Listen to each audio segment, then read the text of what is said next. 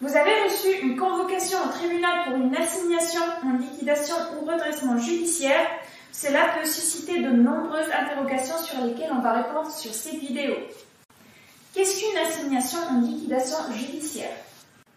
Qu'est-ce qu'une assignation en liquidation judiciaire? Eh bien, une assignation en liquidation judiciaire, c'est le tribunal de commerce qui vous convoque en tant que chef d'entreprise sur demande en général d'un créancier. Donc ça peut être l'URSSAF, ça peut être le Trésor public, ça peut être un client, enfin un fournisseur plutôt, qui n'est pas payé, qui vous assigne pour fermer votre entreprise. Donc une fois que la liquidation judiciaire est formalisée par le tribunal, eh bien vous n'êtes plus dirigeant de votre entreprise, c'est un administrateur qui prend la place et dont le but va être de fermer complètement votre entreprise, donc licencier le personnel éventuellement, vendre les stocks, vendre les matériels, de manière à ce qu'il n'y ait plus rien à la sortie.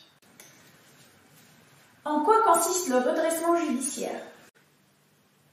Être assigné en redressement judiciaire, à la différence de la liquidation judiciaire, ça veut dire que le tribunal estime qu'il y a des chances que votre entreprise puisse se redresser. Et donc, vous devrez présenter au tribunal un plan de redressement de votre entreprise, montrant qu'elle peut faire des bénéfices, auquel cas, effectivement, l'intégralité des dettes antérieures seront gelées pendant une période qui peut aller jusqu'à 18 mois. Donc, pendant jusqu'à 18 mois, vous n'aurez plus rien à payer des dettes passées. Donc, ça permet véritablement à l'entreprise, souvent, de repartir sur des bonnes bases, du moins en matière de trésorerie. Il faut déjà que la rentabilité soit présente. Comment devrais-je réagir pour la réception de la convocation pour liquidation ou redressement judiciaire? Alors, si vous êtes assigné en redressement ou en liquidation judiciaire, d'abord, ce qu'il faut faire, la première chose, c'est savoir, vous, ce que vous souhaitez faire. Si vous souhaitez continuer votre entreprise, ou si vous en avez marre et vous souhaitez effectivement la liquider. Donc ça, c'est le premier point. On va partir du principe que vous souhaitez poursuivre dans l'entreprise. À ce moment-là, il ne faut surtout pas paniquer. Les tribunaux les juges sont des gens comme vous et moi. Ils sont parfaitement compréhensifs des situations et notamment sur les entreprises qui rencontrent des difficultés.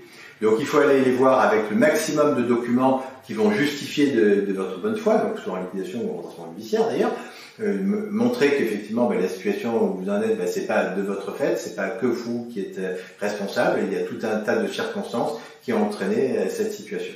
Donc une fois que vous aurez rassuré les juges sur le fait que vous n'avez pas fait de détournement véritablement des biens de votre entreprise, eh bien la société, si le juge estime qu'elle est viable, il va la poursuivre. S'il estime qu'elle n'est pas viable, il va la liquider.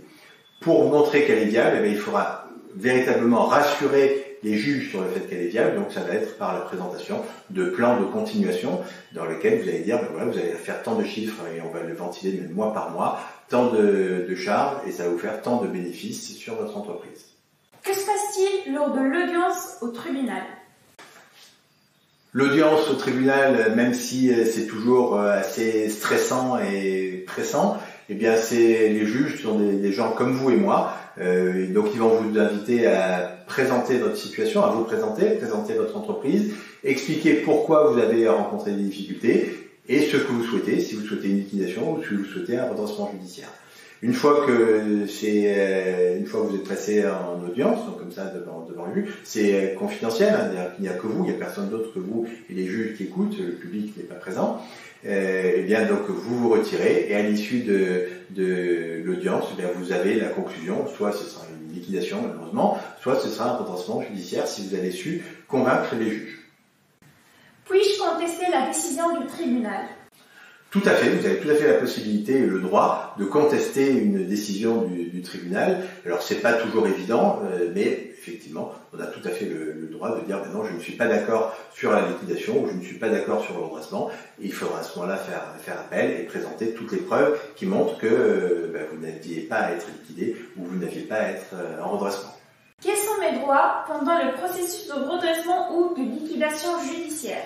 Vos droits pendant la procédure de redressement ou liquidation judiciaire. Alors en cas de liquidation judiciaire, bien vous avez perdu les pouvoirs sur votre entreprise, c'est l'administrateur qui vous représente et qui va tout liquider. En cas de redressement judiciaire, vous êtes toujours le chef d'entreprise. Par contre, effectivement, vous allez travailler avec un représentant des créanciers qui va s'assurer que les créanciers ne sont pas lésés par rapport qu'il y a une égalité du moins entre les différents créanciers. Et puis vous allez très souvent travailler également avec un administrateur judiciaire qui validera tous les paiements et toutes les décisions de votre entreprise. Le but de cette administration judiciaire vis-à-vis du tribunal, c'est de s'assurer que vous n'allez pas accroître le passif de l'entreprise. Quelles sont les conséquences d'une liquidation judiciaire pour moi en tant que dirigeant d'entreprise?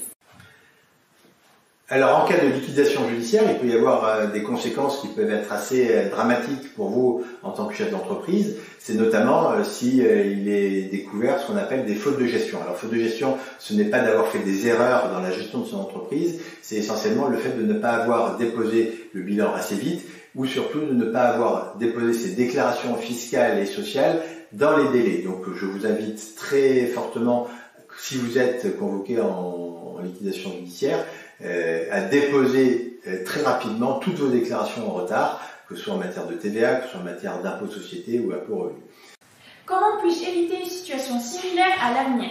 Eh bien, pour éviter de se retrouver dans des procédures d'assignation en redressement ou en liquidation judiciaire de votre entreprise, eh bien, il faut absolument prévenir les problèmes. Donc, prévenir les problèmes, ça veut dire qu'effectivement, il ne faut pas faire l'autruche et mettre la tête sous la terre. Il faut aller au-devant de ses créanciers, au-devant de l'URSSAF, au-devant du Trésor, mettre en place des plans et faire en sorte de respecter les plans. Donc, c'est pas toujours évident, mais puis, si on a des décalages, on repart voir directement les représentants de l'URSSAF ou les représentants du Trésor ou les représentants de nos créanciers, si c'est des fournisseurs, de manière à ce que les plans puissent être respectés. Vous avez également d'autres procédures qui sont plus souples avec la sauvegarde. Donc la sauvegarde, à la différence des procédures dont on vient de parler, la sauvegarde c'est exactement la même chose, donc on va viser à étendre ou suspendre les paiements de certains créanciers, mais par contre l'avantage c'est que personne n'est au courant, alors qu'une liquidation ou redressement judiciaire, l'intégralité de vos partenaires est au courant que vous avez des difficultés financières et que vous êtes couvert par le tribunal de commerce. Et voilà, on est arrivé à la fin de cette vidéo. Je vous remercie d'avoir resté jusqu'à la fin. N'hésitez pas de liker, partager et suivre la page pour plus d'actualités.